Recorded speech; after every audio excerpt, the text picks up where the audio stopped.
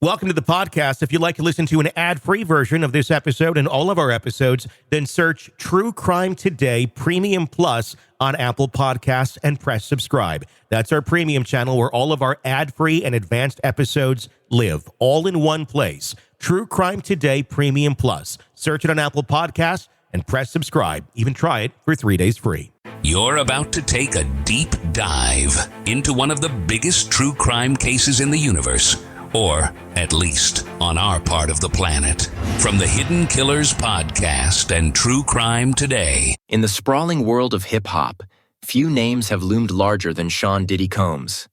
A self-made mogul, a man whose success seemed limitless, Diddy was known for creating not just music, but an entire lifestyle. His influence stretched from the recording studio to fashion, television, and even spirits. He was a symbol of success, swagger, and untouchable power in the entertainment industry. But as is often the case with towering figures, the shadow of Diddy's empire now looms dark and long. In recent months, the image of Sean Combs has undergone a dramatic transformation, marred by allegations that stretch back decades. Federal agents arrested Combs in New York, marking a significant escalation in the long-brewing storm of accusations and lawsuits that have followed him.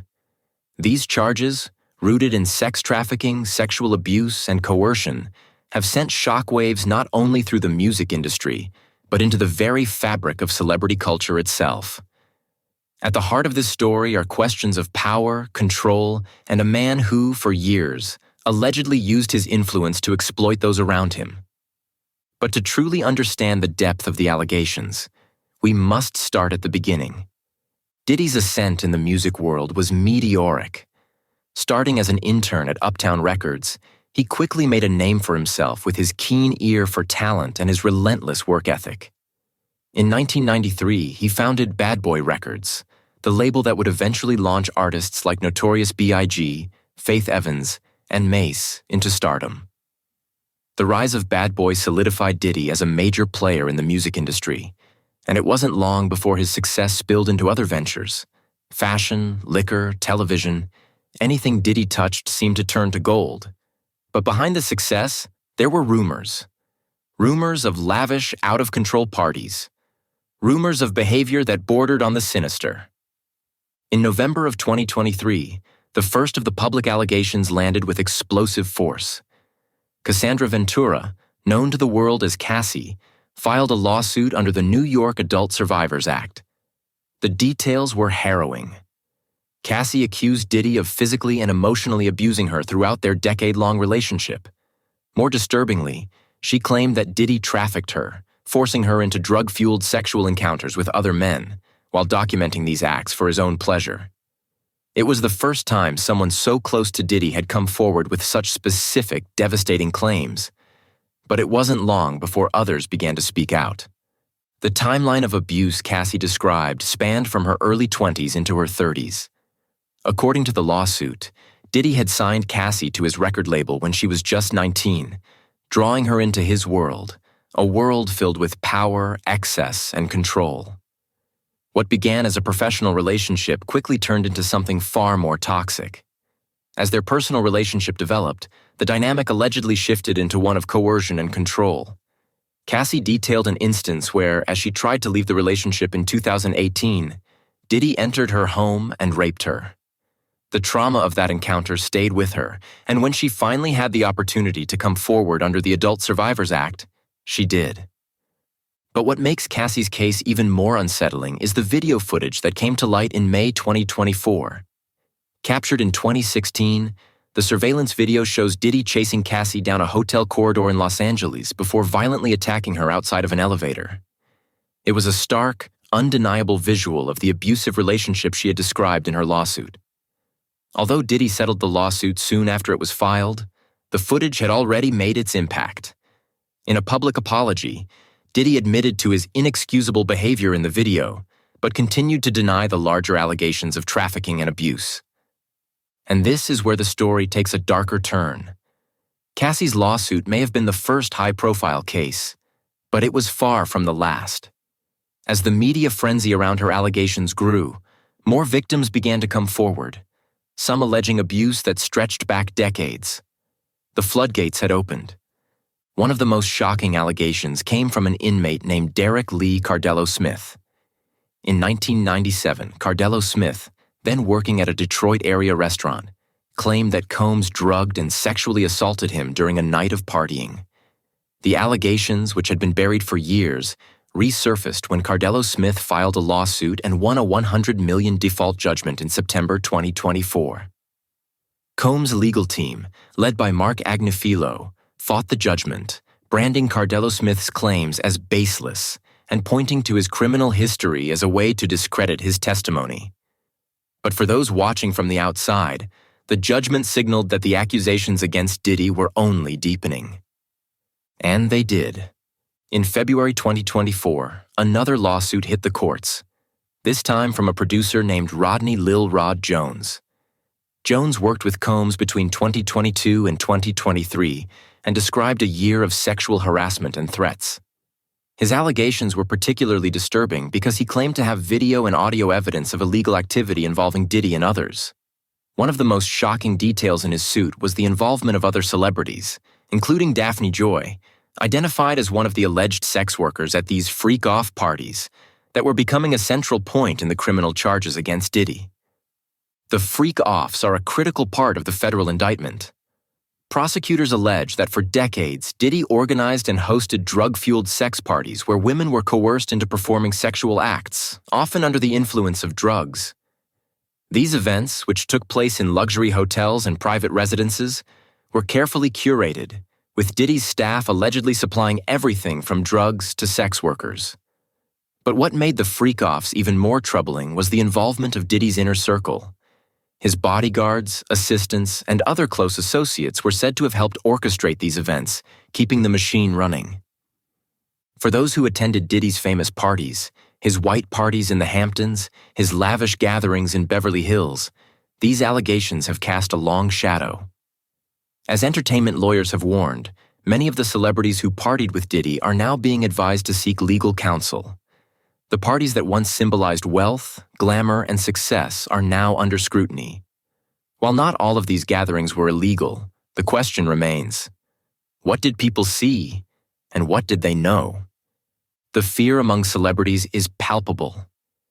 Could they be called to testify? Could they have unknowingly witnessed something that could now make them a part of the investigation? For years, Diddy's parties were the stuff of legend, attracting A-listers from across the world. But now, those very guests might find themselves entangled in the legal battles surrounding his downfall. One particularly chilling detail comes from an interview with a former neighbor of Diddy's Los Angeles mansion.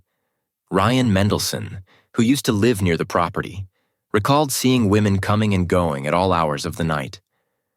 "I drive by a lot, and I see that. A lot of girls, maybe 5 or 6 girls outside, some leaving, some not, some going in," Mendelsohn told reporters. "I never thought anything of it, but now it's crazy." His observation, once seen as harmless, now carries a darker implication as prosecutors piece together the timeline of events. But it's not just former associates and party guests who are speaking out. In November 2023, Joey Dickerson-Neal filed a lawsuit alleging that Combs drugged and sexually assaulted her when she was a college student in 1991. According to her lawsuit, Combs pushed her into going to dinner with him, drugged her, and assaulted her, all while recording the act and showing it to others. Dickerson-Neal's story, like so many others, highlights the recurring theme of power and coercion that runs through the allegations against Diddy. In the months following Cassie's lawsuit, the number of women who came forward continued to grow. 2 women, both anonymous, claimed that they were assaulted by Combs when they were teenagers. One woman, known as Jane Doe, accused Diddy of drugging and gang-raping her in 2003. Another woman alleged that she was sexually assaulted by Diddy and his associates in a private jet, part of what prosecutors have described as a sex trafficking scheme. But what is the truth behind these allegations? For many, the sheer number of lawsuits paints a damning picture. It's hard to ignore the patterns, the similarities in the stories, the accounts of coercion, drugging, and control. But Diddy, for his part, has vehemently denied all of the charges. His legal team has been aggressive in their defense, calling the allegations baseless and pointing to the settlements as proof that these cases are about money, not justice. And while Diddy has admitted to certain instances of bad behavior, like the attack on Cassie caught on surveillance footage, he continues to deny any involvement in trafficking, coercion, or rape. In a statement following his arrest, Diddy said, "Let me be absolutely clear. I did not do any of the awful things being alleged. I will fight for my name, my family, and for the truth." As the federal case against Diddy unfolds, the stakes could not be higher. For the victims, it's a long-awaited reckoning, a chance to hold one of the most powerful men in entertainment accountable for his alleged crimes. For Diddy, it's a battle to clear his name and salvage what remains of his legacy. And for the world watching, it's a stark reminder that even the most glamorous, untouchable figures in the world of entertainment can fall. What we are witnessing is not just the unraveling of a man's career, but the disintegration of a cultural icon's image, one built on power, success, and the unchecked excesses of fame. As the legal battle continues, many are wondering how someone like Diddy, a man who seemed to have everything, could end up at the center of such dark and harrowing allegations. The federal indictment paints a picture of a man who, for decades, allegedly abused the influence and wealth he had amassed, using it as a tool to control, manipulate, and exploit those around him. From the recording studio to the party scenes that Diddy became so famous for, there are now questions about just how much of his life was built on secrets, fear, and coercion. Some close to the music mogul have come forward in his defense, stating that the allegations don't align with the Diddy they knew.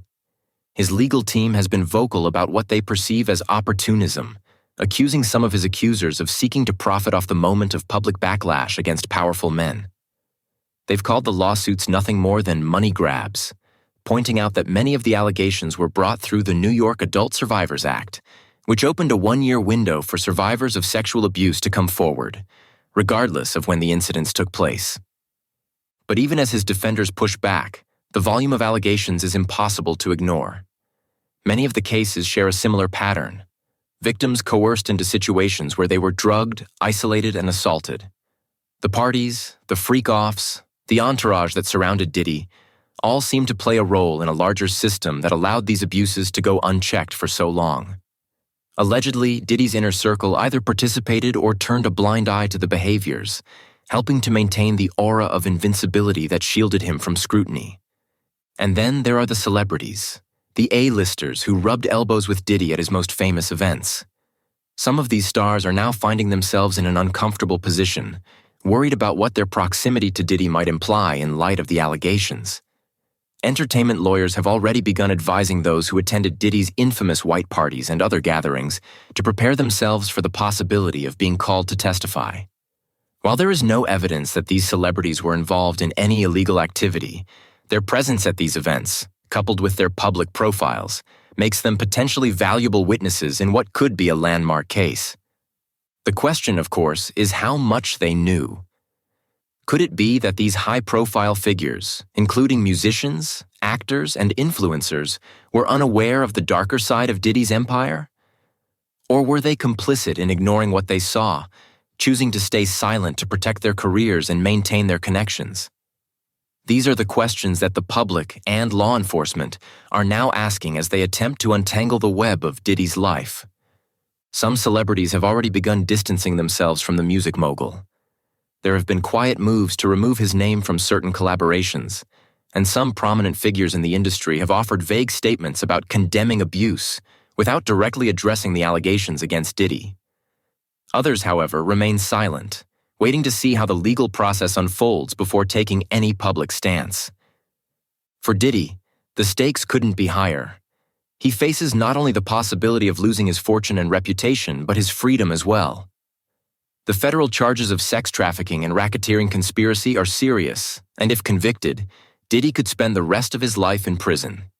His attorneys, however, remain confident, insisting that they will fight every charge and that Diddy will ultimately be vindicated. They argue that the freak-offs, described in such lurid detail by prosecutors, were nothing more than consensual events between adults, and that the allegations of coercion and drugging are fabrications designed to exploit his wealth and fame. But for the victims, the trauma is all too real. Many of these women and men have lived with the pain of what allegedly happened to them for years, some for decades. For them, this case represents a long-awaited moment of accountability, a chance to finally be heard after so many years of silence. Their stories, often harrowing in their detail, depict a pattern of manipulation and violence that extended far beyond any single incident. One victim, who remained anonymous, described how she was flown by private jet to one of Diddy's parties, where she was given drugs and assaulted by multiple people, including Diddy himself. She had been just 17 at the time. Another woman, Crystal McKinney, detailed how she was invited to Diddy's recording studio and given marijuana that she later suspected was laced with a narcotic. She recounted how she was led to a bathroom, where she was forced to perform oral sex on Diddy. The allegations against Diddy, spanning multiple decades, tell a consistent story of power abused, of women and men manipulated into situations where they felt they had no control. But not everyone is convinced. Diddy's team has worked tirelessly to paint these accusers as opportunists out to destroy a man who has given so much to the music industry and beyond. His lawyers have pointed to the fact that many of the lawsuits have settled out of court as proof that these cases are not what they seem. They argue that these settlements are not admissions of guilt, but rather practical solutions to avoid protracted legal battles that could damage Diddy's business interests. However, the federal case against Diddy is different. This isn't a civil lawsuit seeking monetary compensation. This is the U.S. government bringing criminal charges against one of the most powerful men in entertainment. And the evidence they've gathered could be damning. The indictment includes accounts of not just the victims, but also those who worked for Diddy, his bodyguards, assistants, and other staff, who allegedly helped organize these freak-offs and facilitated the abuse. For prosecutors, these individuals are key, as they provide a glimpse into the inner workings of Diddy's world and the culture of silence that allowed his behavior to go unchecked for so long. As the case moves forward, it's clear that this is about more than just Sean Combs. It's about the systems that allowed someone like him to rise to such heights while allegedly committing unspeakable acts behind closed doors. It's about the people who were complicit in maintaining that system, whether through active participation or willful ignorance. And it's about the victims who, for too long, felt that they had no voice, no way to fight back against the power and influence of a man like Diddy. As we await the trial, one thing is certain: the world will be watching. Whether Diddy is found guilty or cleared of these charges, the impact of this case will be felt for years to come. It will force us to reckon with the ways in which we allow power and celebrity to shield those who abuse their positions. And it will remind us that, in the end, no one is truly untouchable. In the world of true crime, few cases are as complex, as multifaceted, and as disturbing as this one.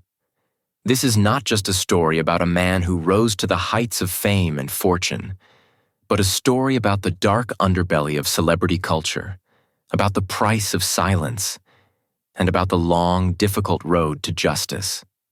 It's a story that is far from over, and as new details emerge, we will continue to piece together the truth, step by step, accusation by accusation, until we understand the full scope of what has happened.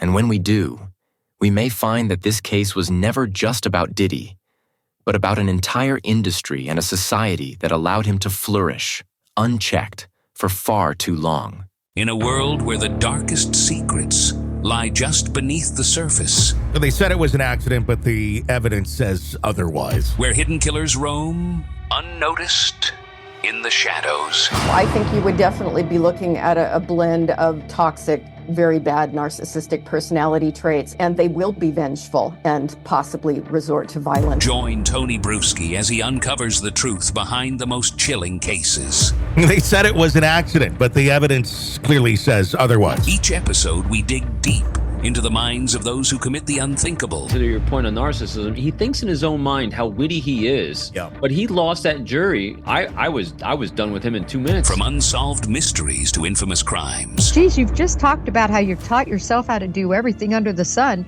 I bet you did a YouTube video, how to best kill somebody with a knife. Hidden Killers with Tony Bruschi takes you where few dare to go. How does someone with such a dark secret go unnoticed for so long? With multiple new episodes every single day. We're not just telling stories, we're seeking justice. Listen now on Apple Podcasts or wherever you get your podcasts. Just search for Hidden Killers with Tony Bruschi.